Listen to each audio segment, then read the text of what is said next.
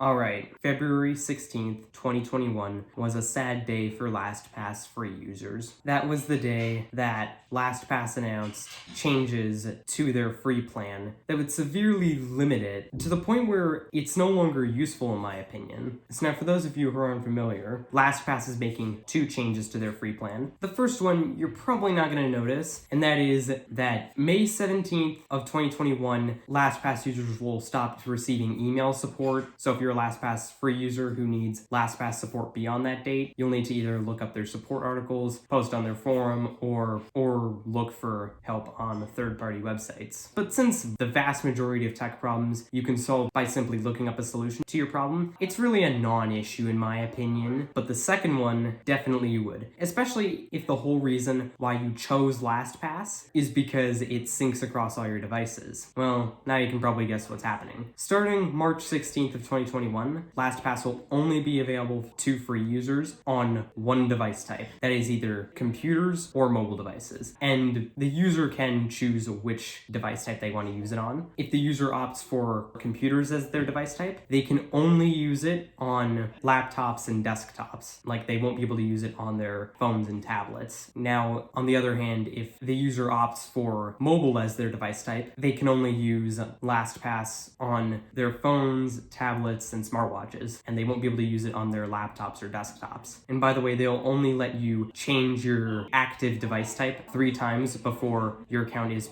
permanently fixed to the last device type that you set it to, which kind of makes the LastPass free plan a lot less useful. So then you're either forced to suck it up and stick with the free plan, which seems to be getting more and more limited by the day, or pay LastPass $3 a month for their premium plan to continue to get access to those features that LastPass free is removing, or switch to an alternative. Now, the first option sucks, so you probably don't want to go for that. The second option basically just involves rolling over and shelling out $3 a month for LastPass, which is like, no. So LastPass, I just feel like, is really not something I can really use or recommend anymore. Now, the third option appears the best option in my opinion, which is to switch to a free alternative that works just as well or better, which gives you all the features that you need for free. Like, it includes synchronization across all your devices, not just one device type, and preferably one that allows you to store unlimited passwords. Now, the alternative I would suggest to LastPass is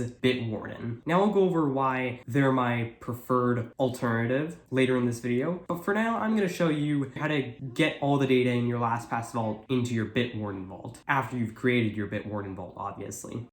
Alright, so now in our LastPass vault, we just go to our advanced options, then click export, and then you just enter your username and master password, and then it'll give you a long string of text that includes all the data in your LastPass vault. So then you just copy that, and then we're gonna pop over to our Bitwarden vault, then go to tools, then click import data, and then you just paste that string of text that LastPass gave you over here. Now, I believe if you're using the extension, LastPass will give you a CSV file with all your usernames and passwords in it. So what you do with that is you just go up to here, then select LastPass, then click on Browse, and then select the LastPass CSV file, and then open that up here. And then once you've done either one of those things, you just click Import Data. And then it should go import all your data that's in your LastPass vault to your Bitwarden vault.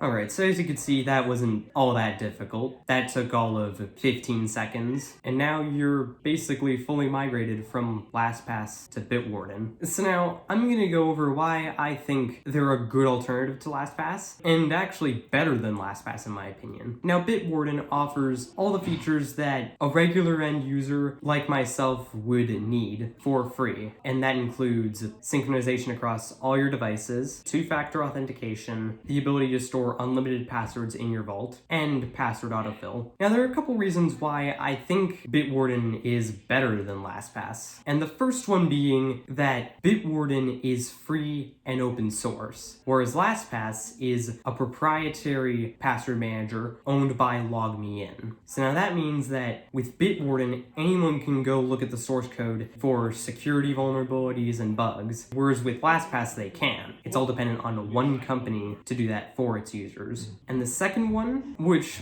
mainly applies to Linux users is that they have a Linux app available on the Snap Store that you can download and install for free. So that way you don't have to rely on the web extension just to copy a password and paste it into another app on your system. And also a bonus one is that the company behind it has a much better track record in my opinion, and I feel that they're pretty unlikely to do the same moves that LogMeIn is making with LastPass. So in conclusion, with the changes that LastPass is making, I'm no longer going to recommend LastPass, and Bitwarden will be my password manager of choice instead. So thanks for watching. If you liked this video, found it was helpful, hit the like button, share this video with your friends, subscribe to the channel, and leave a comment.